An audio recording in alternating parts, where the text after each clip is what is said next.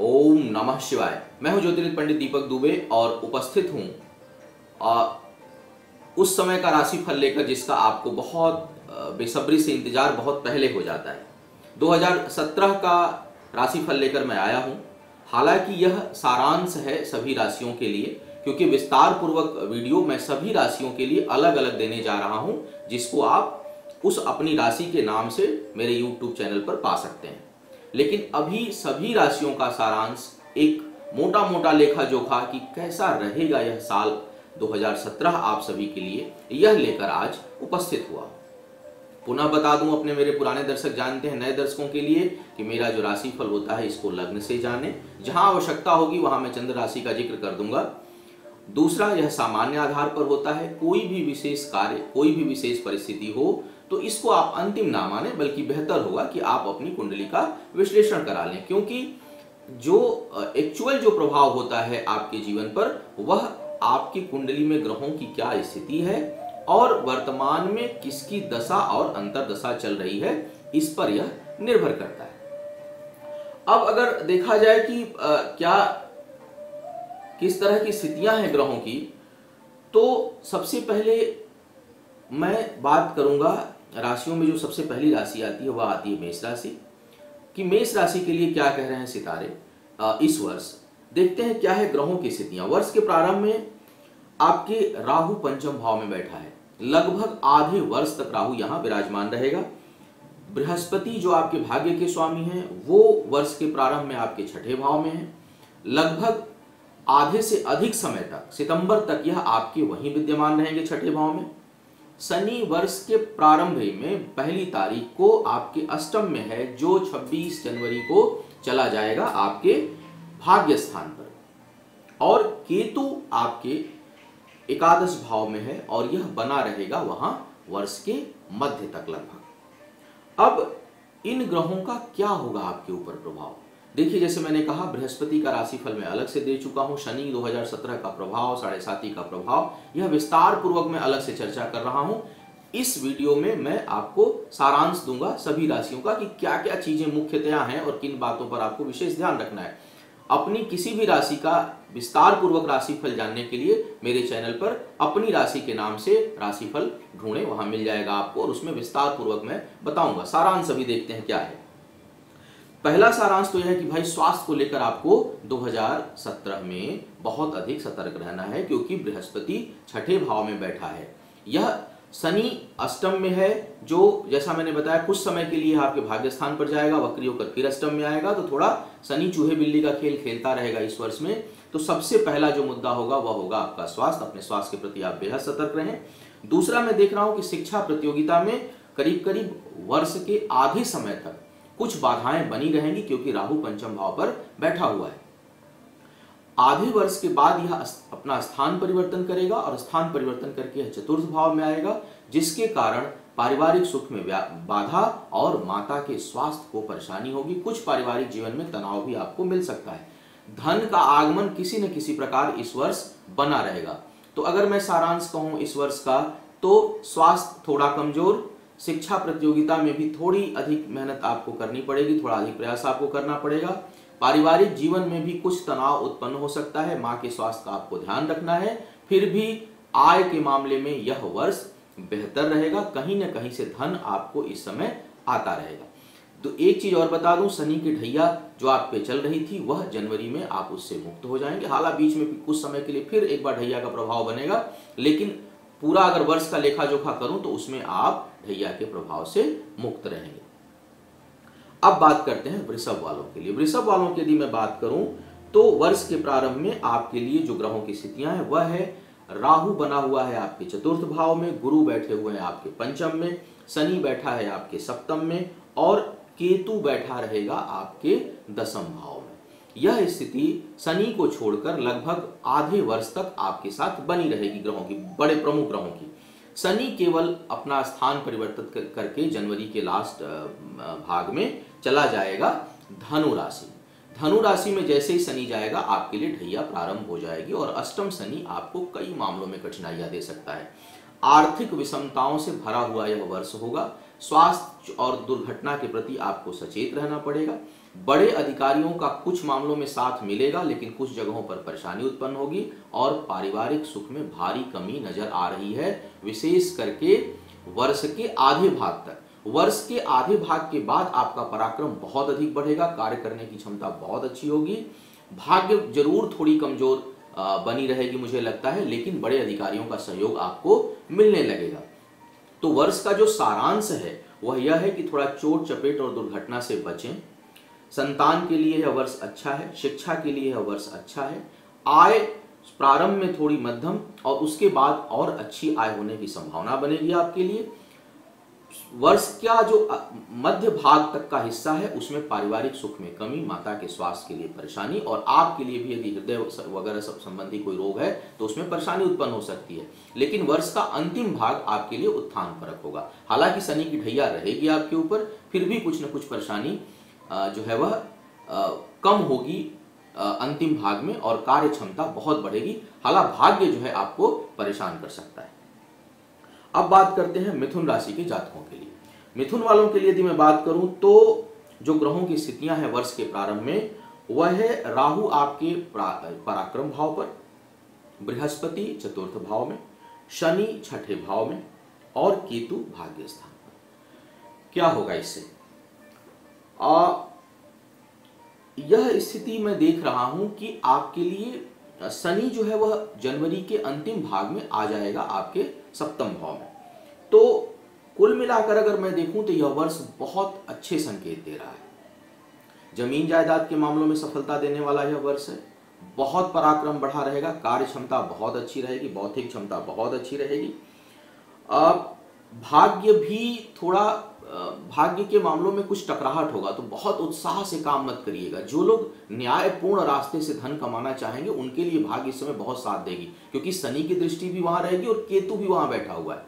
तो अध्यात्म और धार्मिकता से किए हुए कार्यों में सफलता जरूर मिलेगी, लेकिन अगर उसके पीछे कहीं कोई अधर्म छुपा हुआ है, कहीं कोई पाप छुपा हुआ है, या सोच कुछ और रहे हैं और कर कुछ और रहे हैं, तो यह बहुत अधिक हानि देने में भी समर्थ होगा। तो थोड़ा मिथुन लग्न के जातक इस मामले में सतर्कता बरतें।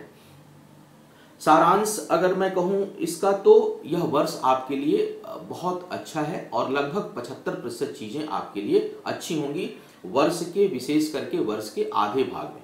आधे भाग के बाद जब राहु का राशि परिवर्तन होगा वह स्थिति थोड़ी अच्छी नहीं होगी, उसमें धन संग्रह करना कठिन होगा और चोट चपेट लगने की संभावना होगी, या नर्वस सिस्टम से संबंधित कोई रोग हो सकता है, आपको वाहन से भी चोट चपेट लगने की संभावना बनेगी। तो दो तरह की स्थितियां हैं। विशेष विस्तृत जानकारी मैं आपको दूंगा अपने मिथुन राशि के का जो विशेष राशिफल दूंगा उसके ऊपर। फिलहाल जो सारांश है वह यही है कि आधा भाग बहुत अच्छा है, बहुत प्रोडक्टिव है वर्ष का, लेकिन वर्ष का जो मध्य भाग के बाद का समय है वह नॉलेज के लिए अच्छा है, संतान के लिए अच्छा है, लेकिन धन संग्रह के लिए अच्छा नहीं है, स्वास्थ्य के लिए अच्छा नहीं है। भाग्य केवल तभी साथ देगी जब मन में ईमानदारी का भाव हो। कर्क वालों के लिए यदि मैं बात करूं तो कर्क के लिए जो वर्ष के प्रारंभ में जो ग्रहों की स्थितियां हैं वह इस प्रकार हैं। राहु आपके दूसरे भाव में, गुरु आपके तीसरे भाव में, शनि आपके पंचम भाव में और केतु आपके अष्टम में। एक चीज और मैं देख रहा हूं कि लगभग सभी राशियों के लिए लगभग कालसर्प दोष का सृजन होता हुआ नजर आ रहा है। कर्क वालों के लिए अष्टम और दूसरे भाव से मैं देख रहा हूं बन रहा है। इसका मतलब यह है कि आपके लिए वर्ष का जो आधा हिस्सा है वह कठिनाइयों भरा होता हुआ नजर आ रहा है। धन संग्रह बहुत मुश्किल से होगा, वाणी थोड़ी दूषित रहेगी, गुस्सा बहुत अधिक आएगा, तबीयत हो सकता है बहुत लोगों की खराब हो, क्योंकि ब्लड से संबंधित, नर्वस सिस्टम से संबंधित, नसों से संबंधित कोई रोग, नसों में कुछ कमजोरी, और इसके साथ साथ वैवाहिक जीवन में भी थोड़ा तनाव नजर आ रहा है। वर्ष का जो अंतिम भाग होगा उसमें यह चीजें और बढ़ने की संभावना है। तो मुझे आने वाला समय 2017 विशेष करके कर्क राशि वालों के लिए किसी भी प्रकार से बहुत अच्छा नजर नहीं आ रहा है। इसमें एक चीज खाली अच्छी रहेगी कि चाहे कितना भी समय और मामलों में खराब हो, धन के मामले में खराब हो, स्वास्थ्य के मामले में, लेकिन भाग्य साथ नहीं छोड़ेगी। भाग्य जो है वह सहयोगी बनी रहेगी, विशेष करके सितंबर के महीने तक। तो इससे एक फायदा होगा कि आपका काम बिल्कुल नहीं रुकेगा, मतलब एकदम से नहीं फंसेंगे, क्योंकि बृहस्पति बहुत सहयोगी रहेगा। अब यह निर्भर करता है कि वर्ष में आपके लिए जो वर्ष में जो कारक ग्रह है वह कौन सा है, किस ग्रह का प्रभाव बहुत अधिक है, इस पर बहुत कुछ निर्भर करेगा। लेकिन 3 ग्रह पक्ष में नहीं है, तो मैं यह कह सकता हूं कि यह वर्ष 25 से 30% सफलता देने वाला होगा, लेकिन 70 से 75% मामलों में यह परेशानियां उत्पन्न करने वाला आपके लिए बन रहा है। थोड़ा भगवान शिव की आराधना उपासना करें, और विशेष और डिटेल के लिए विस्तार पूर्वक अपने राशिफल को जानने के लिए कर्क राशि पर मेरा अपना 2017 का वीडियो आप देखें। अब बात करता हूं सिंह राशि वालों के लिए। सिंह वालों के लिए यदि मैं देखूं तो वर्ष के प्रारंभ में राहु आपके लग्न में विराजमान है, बृहस्पति आपके दूसरे भाग में है, शनि आपके चतुर्थ में है और केतु आपके सप्तम में है। यह स्थिति बनी रहेगी वर्ष के मध्य तक, केवल शनि को छोड़कर। शनि जो है वह आ जाएगा आपके पंचम भाव में जनवरी महीने में ही, 26 जनवरी को शनि का गोचर हो रहा है, तो यह पंचम भाव में आ जाएगा। पंचम भाव में शनि के आने से मैं देख रहा हूं कि सिंह लग्न के वे जातक जिनको विवाह से संबंधित कोई परेशानी है या विवाह रुका हुआ है क्योंकि केतु बैठा हुआ था या शनि का ढैया का प्रभाव था, तो उसमें थोड़ा जो है वह रास्ते खुल जाएंगे। विवाह से संबंधित जो लोग विवाह के योग्य लोग हैं उनको विवाह का योग बनेगा और विवाह संभावित है 2017 में। प्रेम प्रसंग के लिए भी अच्छा है समय, या प्रेम जो है वह प्रेम पनपेगा, एक दूसरे के साथ प्रेम बढ़ेगा। लेकिन क्रोध, गुस्सा, उत्तेजना, थोड़ा अहंकार ये बढ़ा रहेगा, इस पर आपको नियंत्रण रखने की आवश्यकता होगी। वर्ष का जो अंतिम भाग होगा वह मैं देख रहा हूं कि आपके लिए काफी लाभकारी होगा। जो लोग दूर से संबंधित, विदेशों से संबंधित किसी भी प्रकार के वर्चुअल मार्केटिंग में हैं, उनमें उनको बहुत लाभ होगा। हालांकि थोड़ा व्यय पक्ष हावी रहेगा, व्यय बढ़ा रहेगा, खर्च की अधिकता रहेगी इस वर्ष में 2017 में, फिर भी आपको लाभ भी मिलेगा।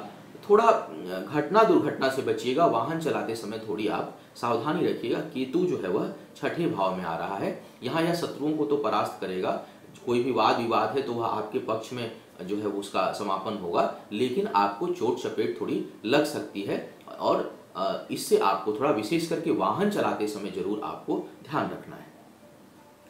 अब मैं इसको प्रतिशत में डिवाइड करूं कि कितने प्रतिशत जो है वह यह अच्छा है वर्ष और बुरा है, तो 50-50 वाला हिसाब किताब है। कुछ मामलों में तनाव बढ़ा रहेगा, विशेष करके वैवाहिक जीवन, पारिवारिक जीवन और खर्च के मामले में वर्ष बहुत सहायक नहीं है, लेकिन बौद्धिक क्षमताओं के लिए, ज्ञान के लिए, आध्यात्म के लिए, धार्मिकता के लिए, पराक्रम के लिए और धन के लिए यह वर्ष ठीक ठाक रहेगा, आपको इसकी आवक बनी रहेगी। कन्या लग्न वालों की यदि मैं बात करूं तो वर्ष के प्रारंभ में गुरु आपके लग्न में, राहु आपके द्वादश में, शनि आपके पराक्रम भाव अर्थात तीसरे भाव में और केतु आपके छठे भाव में। जनवरी में ही शनि जो है वह आ जाएगा आपके चतुर्थ भाव में। चतुर्थ भाव में आते ही पहली चीज तो यह होगी कि यदि आपकी कन्या राशि भी है लग्न के अलावा, अर्थात कन्या में ही चंद्रमा बैठा हुआ है, तो शनि की ढैया प्रारंभ हो जाएगी। दूसरा यह है कि वर्ष के प्रारंभ में व्यय बहुत अधिक रहेगा। भाई बहनों से थोड़ा विवाद हो सकता है, कुछ कठिनाइयां रहेंगी, उनसे निभेगी नहीं, उनसे कुछ हो सकता है कि जमीन वमीन से संबंधित अगर जिन लोगों का कुछ विवाद चल रहा है तो वह बढ़ जाए और लिटिगेशन तक मामला चला जाए, लीगल मामला क्रिएट हो जाए। चोट चपेट लगने की संभावना प्रारंभ में बनेगी, लेकिन एक अच्छी बात है कि जो लोग विवाह के योग्य हैं उनके विवाह की बहुत प्रबल संभावना बनेगी। वर्ष के लगभग जनवरी से लेकर सितंबर तक के समय तक का समय बहुत अच्छा है विवाह के लिए, तो यह समय विवाह बंधन में आप बंध सकते हैं। कार्य व्यापार में भी थोड़ा आंख मिचौली का खेल रहेगा, कुछ सफलता का योग है, कुछ लोग नए कारोबार स्टार्ट कर सकते हैं इस समय। कुल मिलाकर अगर मैं देखूं तो यह जो वर्ष होगा आपके लिए, अगर मैं इसको प्रतिशत में डिवाइड करूं तो यह 60% आपके पक्ष में है और 40% मामलों में यह आपके विपक्ष में होगा। स्वास्थ्य इस वर्ष आपके लिए विशेष ध्यान देने का क्षेत्र बनेगा और थोड़ा अत्यधिक खर्च से बचें, अनावश्यक खर्चों से बचें और आवेग में आकर कोई निर्णय आप ना लें। तुला वालों की यदि मैं बात करूं इस समय, तो वर्ष के प्रारंभ में जो ग्रहों की स्थितियां हैं वह गुरु आपके द्वादश भाव में, शनि आपके तीसरे भाव में, क्षमा करिएगा दूसरे भाव में, चंद्रमा केतु आपके पंचम में और राहु एकादश भाव में। तुला खस्तेश का द्वादश भाव में जाना विशेष करके वर्ष के आधे हिस्से तक यह अगर मैं देखूं तो धन के लिए यह बहुत अच्छा योग बना रहा है, धन में स्थिरता देगा। शनि का जब गोचर होगा, जनवरी में ही गोचर हो जाएगा, यह तीसरे भाव में आएगा, तो यह एक चीज बहुत मुझे नकारात्मक नजर आ रही है, वह है संतान के मामले में। तो जो भी गर्भवती महिलाएं हैं उनके लिए भी बहुत सतर्कता का समय है, या यदि आप तुला लग्न के हैं तो आपके संतान के लिए भी यह समय बहुत अच्छा नहीं है, कुछ न कुछ परेशानी का योग बनेगा।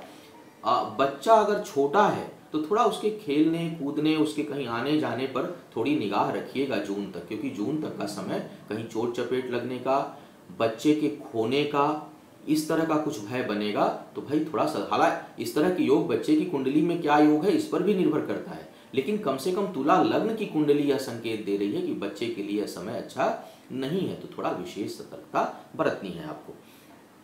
धन के मामले में यह वर्ष बेहतर रहेगा। अब मैंने कुछ लोगों को हो सकता है कि बहुत ज्यादा धन की प्राप्ति हो जाए, तो आर्थिक मामलों में यह वर्ष विशेष करके आधे समय तक बहुत अच्छा बना हुआ है। आधे समय के बाद यह जो कुंडली कह रही है, यह माता पिता के स्वास्थ्य के लिए अच्छी नहीं है। घर में कोई शोक समाचार भी कुछ लोगों को मिल सकता है। हालांकि बड़ी घटनाएं तभी होती हैं जब उस व्यक्ति के कुंडली में भी वैसा योग बन रहा हो, फिर भी थोड़ा यह माता पिता को लेकर के वर्ष सेंसिटिव बन रहा है।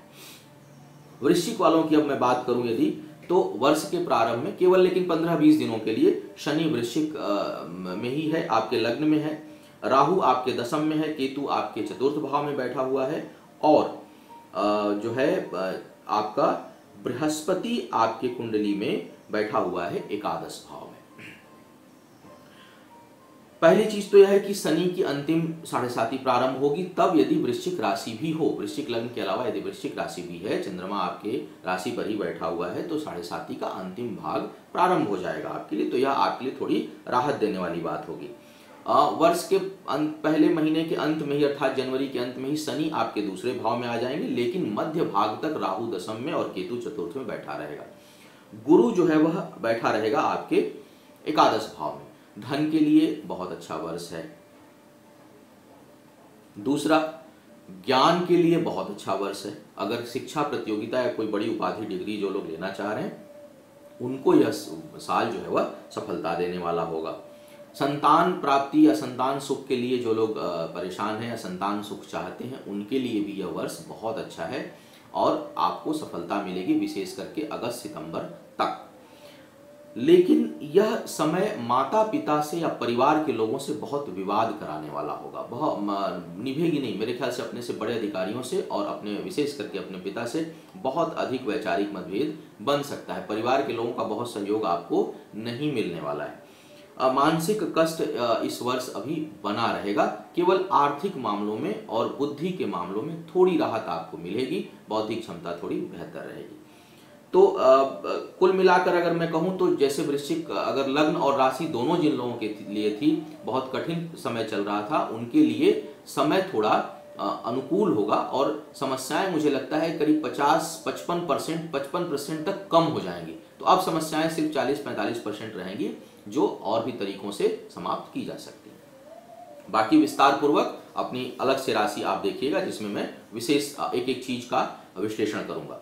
अब बात करता हूं धनु लग्न के जातकों का। धनु वालों की यदि मैं बात करूं तो बृहस्पति वर्ष के प्रारंभ में दशम भाव में, राहु एक नवम भाव में, शनि लग्न में आ जाएगा जनवरी के अंत में ही, और केतु जो है वह पराक्रम स्थान पर। क्या होगा इसका परिणाम? इसका परिणाम पहले तो गुरु बहुत शुभ बैठा हुआ है, बहुत अच्छा जो है प्रभाव देगा, बहुत ख्याति मान सम्मान मिल सकता है यदि गुरु से की कहीं भी दशा अंतरदशा टकरा रही हो इस समय। तो दूसरा मैं देख रहा हूं कि यदि आपकी लग्न कुंडली में या जन्म के समय बृहस्पति की स्थिति अच्छी है तो शनि का प्रभाव बहुत शुभ मिलेगा और पराक्रम में बहुत वृद्धि होगी आपके लिए। आध्यात्मिकता की ओर रुझान होगा, धार्मिक कार्य बढ़ेंगे आपके हाथों से और कुछ नेक कार्य जरूर इस वर्ष आप करने में सफल होंगे।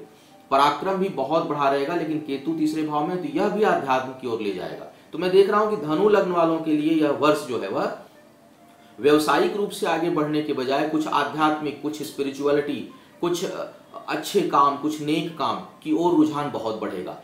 हो सकता है बहुत से लोगों को अस्थायी संपत्ति, कुछ लोग मकान बनाने में इस वर्ष सफल हों, अपनी जमीन, अपना मकान, इसका योग इस वर्ष बहुत प्रबल बनेगा। लेकिन थोड़ा भी विरत रहेंगे, क्योंकि बृहस्पति धर्म का ग्रह है, शनि धर्म का ग्रह है, केतु धर्म का ग्रह है, राहु बैठा हुआ है केवल भाग्य स्थान पर। तो अगर कहीं धार्मिकता में कुछ ढोंग भी है, कुछ बनावटपन भी है, कुछ नास्तिकता भी है, तो बड़ी हानि होगी और बड़ी बदनामी भी होगी, क्योंकि राहु नवम भाव में, वो भी सिंह पर, कहीं मान कहीं अपमान देता है, कहीं बदनामी का भय बनाता है। तो 75% 80% ग्रहों का प्रभाव बहुत शुभ है इस वर्ष आपके लिए। 15 से 20% ग्रह का प्रभाव जो है वो ठीक नहीं है। बाकी विस्तार पूर्वक आप मेरे अलग से जो धनु राशि पर वीडियो है उसको देखिएगा, लेकिन इतना जो है वह सारांश आपके लिए है। मकर वालों की यदि मैं बात करूं तो राहु आपके आ रहा है अष्टम भाव में, केतु है आपके दूसरे भाव में, बृहस्पति आपके भाग्य स्थान पर और शनि आ जाएगा आपके द्वादश भाव में। अर्थात यह वर्ष कहीं से भी बहुत अच्छा संकेत नहीं दे रहा है। विशेष करके अगर मैं देखूं तो नहीं दे रहा है। यह हर प्रकार की परेशानी उत्पन्न करेगा, क्योंकि अष्टम का राहु वो भी सूर्य की राशि में, केतु दूसरे भाव में, बहुत मानसिक तनाव दे सकता है आपको। लग्न भंग योग भी बनेगा। धन तो किसी न किसी प्रकार से आप कमा लेंगे, लेकिन बड़ी बाधा के बाद, बहुत परिश्रम के बाद। यानी इस वर्ष का जो सारांश है वह है कि प्रयास अधिक और आय कम। यानी आप 100 जगह प्रयास करेंगे तो जाके 40 जगह आपको सफलता मिलेगी। 60% प्रयास असफल होने की संभावना है। तो इस वर्ष थोड़ा धैर्य रखे रहिएगा। और इन्फेक्शियस डिजीज जो है, उसके अलावा गैस्ट्रिक की प्रॉब्लम, जोड़ों में दर्द, हड्डियों में दर्द, शरीर में पूरे दर्द और जो है कहीं चोट चपेट लगने की संभावना इस वर्ष बनेगी। तो थोड़ा भाई आपको संभल कर चलना है, क्योंकि इस वर्ष बहुत भाग्य साथ नहीं रहने वाली है।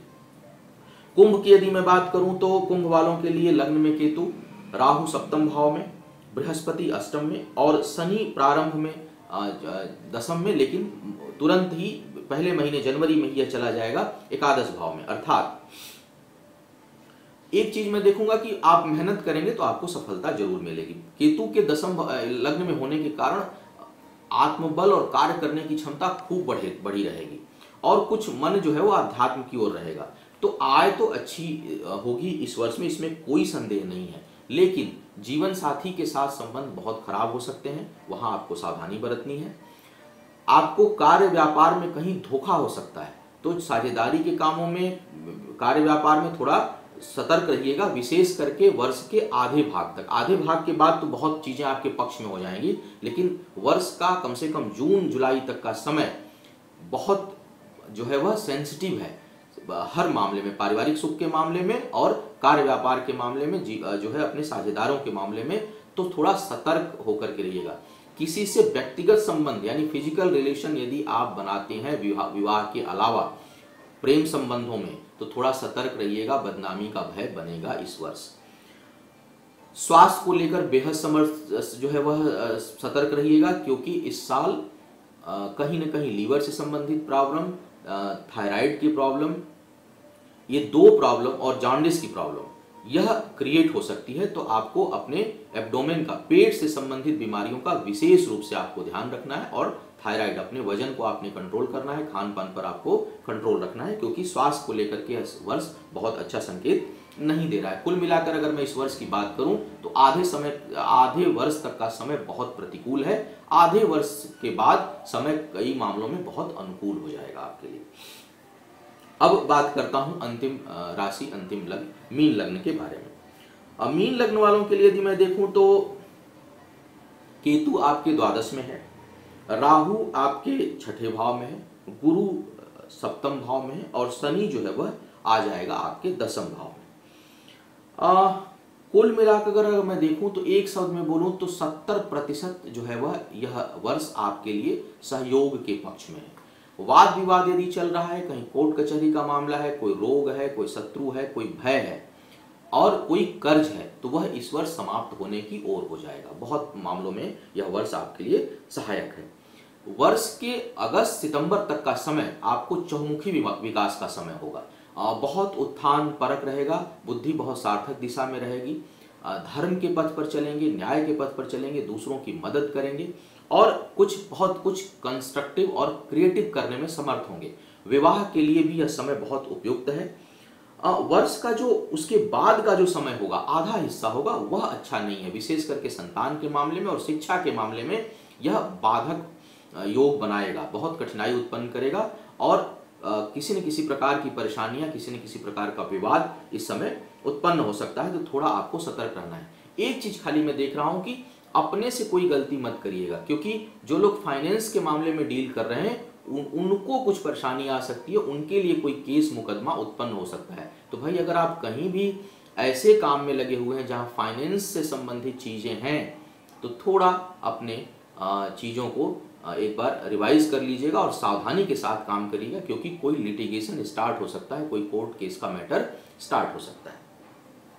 तो यह था सभी राशियों के लिए 2017 का राशिफल। उम्मीद है आपको थोड़ा मार्गदर्शन मिला होगा। सभी राशियों के ऊपर अलग से विस्तार पूर्वक जो है वह अपना मैं वीडियो लेकर आ रहा हूं। मेरे चैनल को आप देखते रहिएगा। सब्सक्राइब करने के लिए एस्ट्रो दीपक दुबे चैनल को हमारे सब्सक्राइब करिए, नित्य नए कार्यक्रम और नए विषयों पर जानकारी प्राप्त करने के लिए। आने वाला वर्ष आपके लिए शुभमय हो, ईश्वर का साथ हो, भगवान शिव की कृपा आप सभी के ऊपर बने। 9 वर्ष की अग्रिम शुभकामना के साथ आपसे विदा लेना चाहूंगा। पुनः मुलाकात होगी आप सभी से किसी नए विषय पर। ओम नमः